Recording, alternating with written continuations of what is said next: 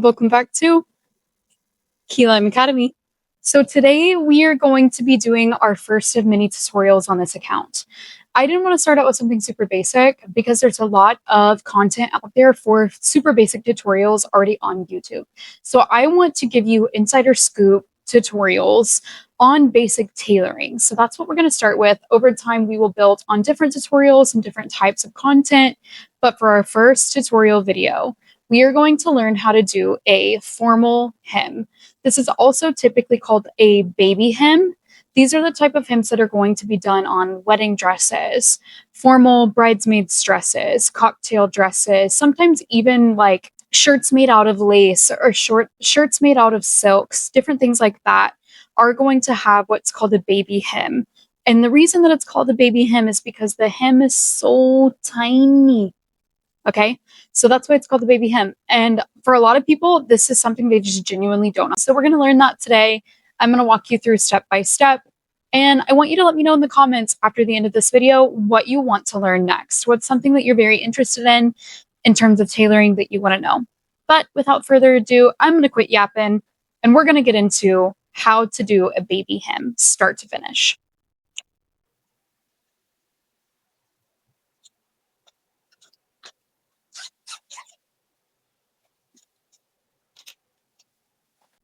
Okay, so the first dress we are going to be starting with is this beautiful bridesmaid's dress from Azazi.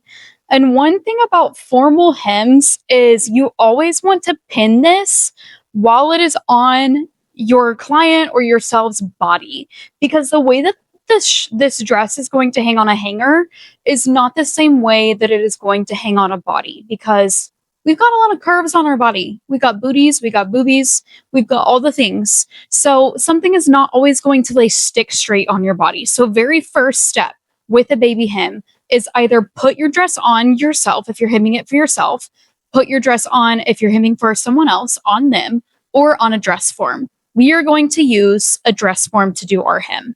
A new bombshell has entered the villa. So we are going to dress said bombshell.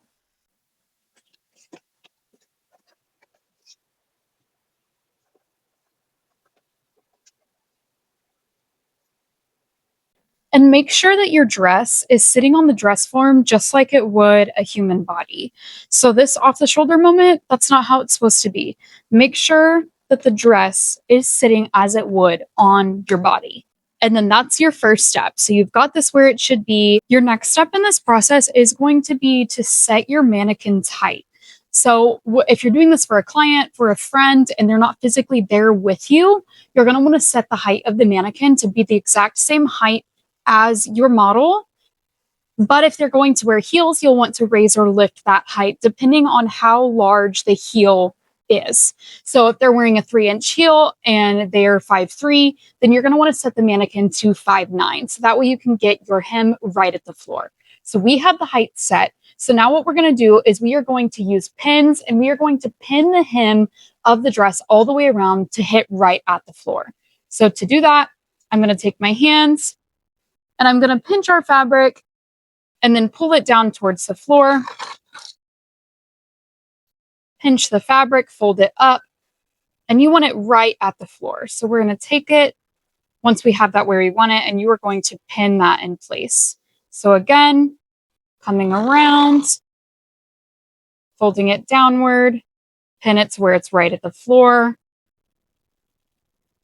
and then continue to rotate your dress form. Fold it, make sure it's right at the floor, give it a pin. And again, we're doing this all the way around.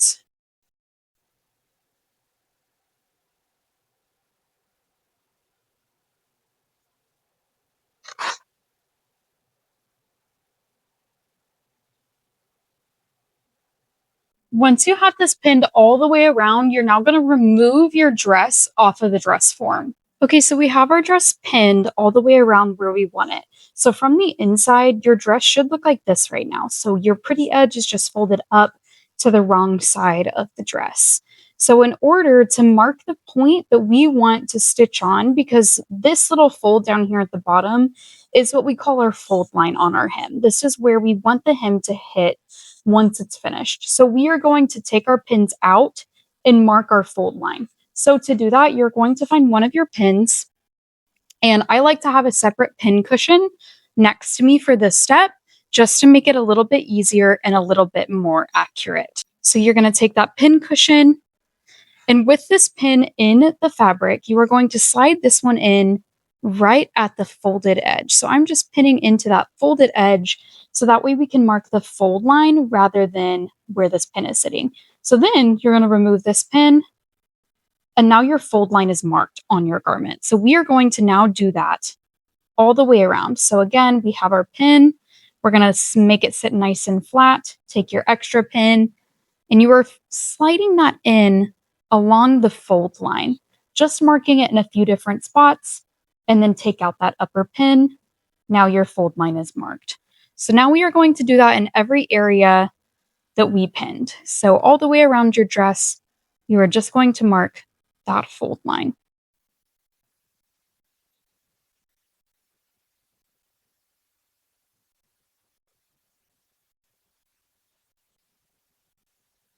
Now that your hem is marked on the fold line, you're going to go ahead and use this next period to thread your machine and get your settings just right. So whenever I stitch a formal hem, I will typically turn my stitch length between a 3 and a 4, just so it looks nice and pretty. And then dependent on your fabric stretchiness depends on your tension level. So if your fabric has any stretch at all, you typically want to have a really, really light tension, anywhere between a 1 and a 3. And then if your fabric doesn't have a ton of stretch but is a satin, you are also still going to want to have a less of a tension. So for this garment, I am going to do about a 3 for the tension, and you can always test it out. And if something looks a little odd, you can always adjust your tension up and down depending on the density of your fabric. So the first thing you're going to do is I like to start somewhere on a seam, and you are going to fold your fabric on that fold line so that the fold is sitting on the inside, and you want your pin right on the outside. And what we're going to be doing is we're going to be stitching right on the edge of that fold line. So I'm going to go ahead and remove my pin, and I'm going to stitch just right on the edge of that fold line without actually stitching off of the fabric. I'm not going to be doing any back stitching here. I'm just going in a straight line right along the edge of that fabric to get where I need to go.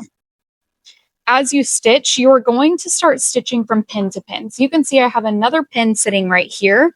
I'm going to pinch along that pin and go ahead and pull my fabric flat, and that is going to get that hemline to sit nice and straight.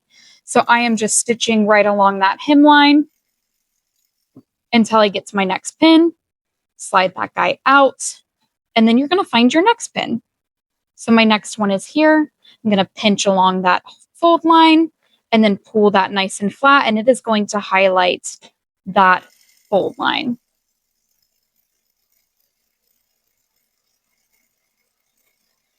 So I'm going to pause here and show you guys what it should look like from this point. So you should have your stitching right along that folded edge, and then your backside should look like this. So you're folded, and you have now created a little seam with quite a bit of excess fabric on the side.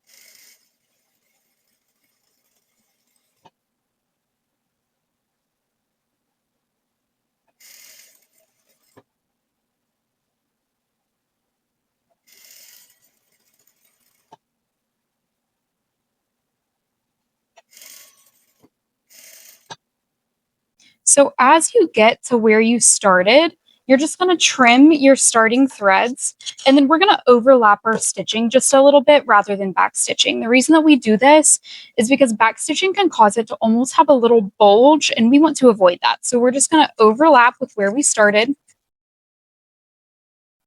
just about a half an inch or so, and then go ahead and lift your foot pedal and pull your fabric off. So this is what your project should currently look like. From the pretty side, you have your little few rows of stitching that should look exactly like that. And then from the inside of your garment, you have your original folded edge, your original hem, and then you've got all this excess fabric folded into the inside of your dress. So what you're going to do now is we are going to go try this back on the dress form and just reconfirm that our hem hits where it needs to, because our next step is cutting. And once you cut, you can never go back. So we want to make sure it's perfect before we cut it off.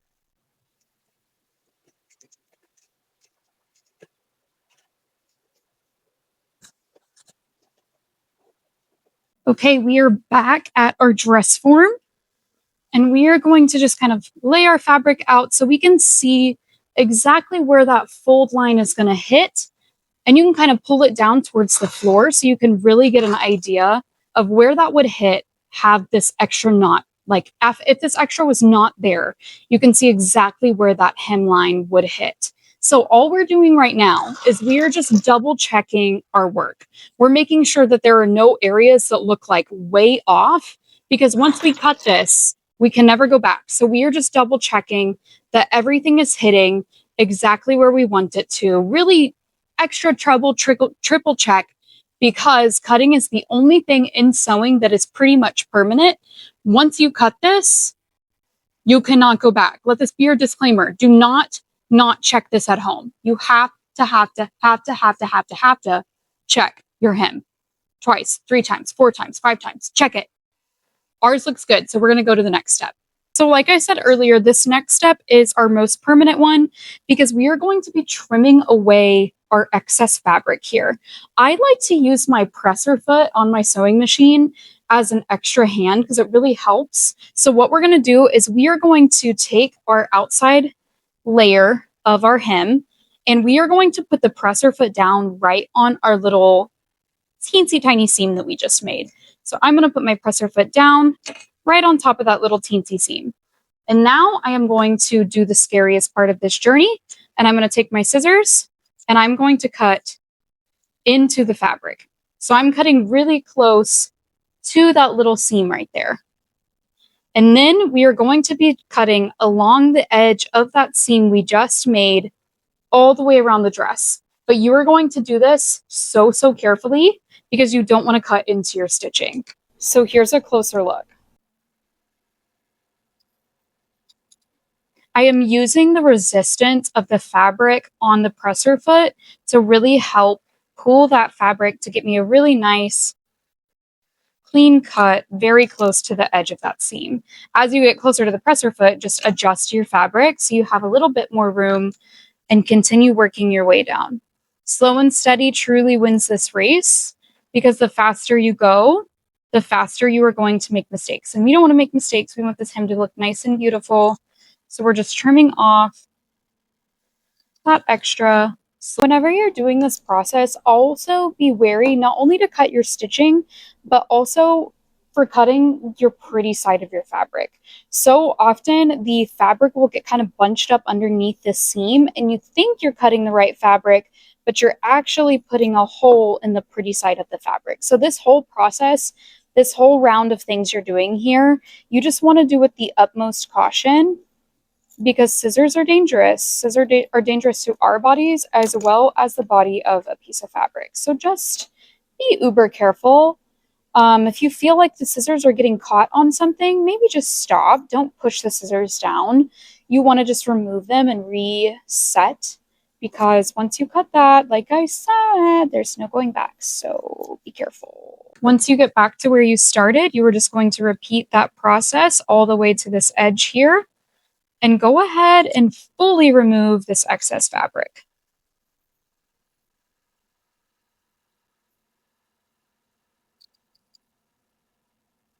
So there it is. This very next step, you're going to want to have an iron for. This step is not absolutely essential, but it does make the quality of your hem just look a little bit nicer. So we are going to go over to the iron now. Okay, so we've got our new hemline for our fabric, but we literally just cut into this fabric. So now we need to do almost what we're going to call a double fold hem. So if you've ever done a hem on denim, you typically fold it once like this, and then you're going to fold it back up twice. So you're covering that raw edge of your fabric. But to do that, we have to fold it one more time. And since we are making a baby hem, we need that fold to be really, really. Okay, so you are going to set your iron to medium heat, and we are going to start creating our baby hem. So with this hem, you want it to be so super tiny. You want it to be as small as you can possibly fold it. And then your job with your iron is to just lightly press that area. So it's just going to make the process of actually stitching this slightly easier. So it's going to help that little folded edge stay down. So this part isn't absolutely essential to the process of a baby hem, but it is really helpful in making quality baby hems and just making things look a little bit more professional and a little bit more streamlined. So again, to do that little fold, you are just going to fold it up as small as you can possibly get it. And then your iron is just going to press down that teensy tiny baby hem, and it is just going to make your life a little bit easier.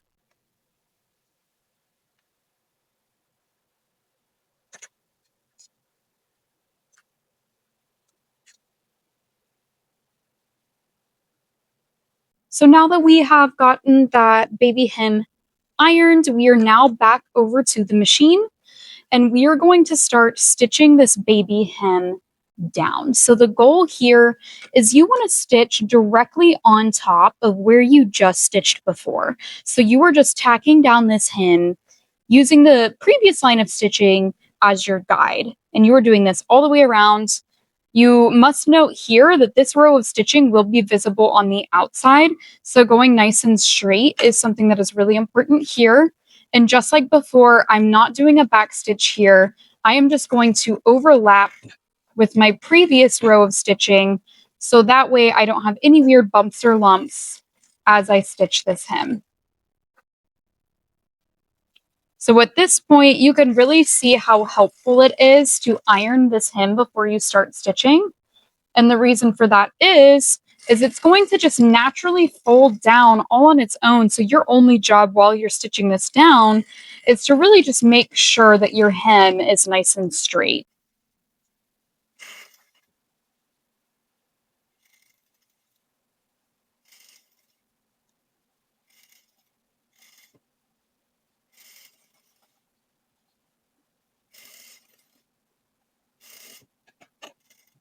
And again, just like we mentioned before, as you get to where you started, you were just going to trim those excess threads from the beginning, and you were just going to slightly overlap your previous stitching so that there's no weird bumps or lumps when it comes to back stitching. So then lift and pull off, trim those threads, and let's take a look and see how we did. So from the wrong side of your fabric, you should see two pretty even rows of stitching, and that's your first row of stitches and your second.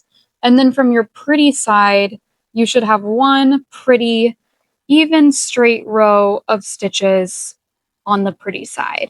As a last step here, you can go back to the iron and press it one more time.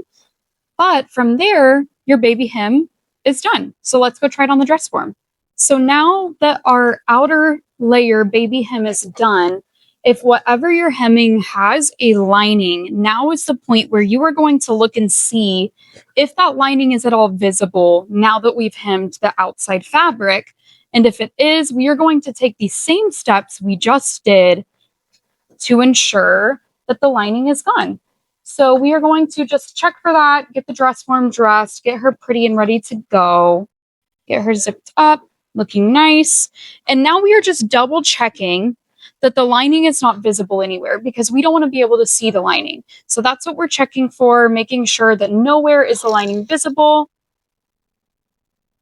I don't see any lining, which is fabulous news for me because that means we don't have to do another hem. So taking a look at the dress here, if I pull this toward me and really tug the dress flat, you can see probably about an inch of the lining peeking out on the bottom. So what we're going to do is we're just going to pull this nice and flush. And instead of pinning like we did the first time, we are just going to go ahead and pin our fold line. So that is going to be where the fabric will fold. And then it's going to be hidden on the inside of the hem. So now you're starting off just like we did. You're going to pin that all the way around. You're going to go over to the machine, stitch it, try it back on the dress form, make sure you can't see the lining anywhere. If you're good to go, then you're going to take your scissors and you're going to trim off that excess, go over, iron it folded, and then stitch the fold, and you are done. So that, my cuties, is how we do a baby hem on a formal gown. So if you liked this video, give it a thumbs up, give it a like, give it a comment, give me a subscribe. And if you want to see more tutorials, let me know. If this one was helpful or confusing, or you would like me to reiterate certain aspects of it, let me know. But this is how we do a formal hem. Hope you enjoyed this video. Today's video is sponsored by Hancock Fabrics.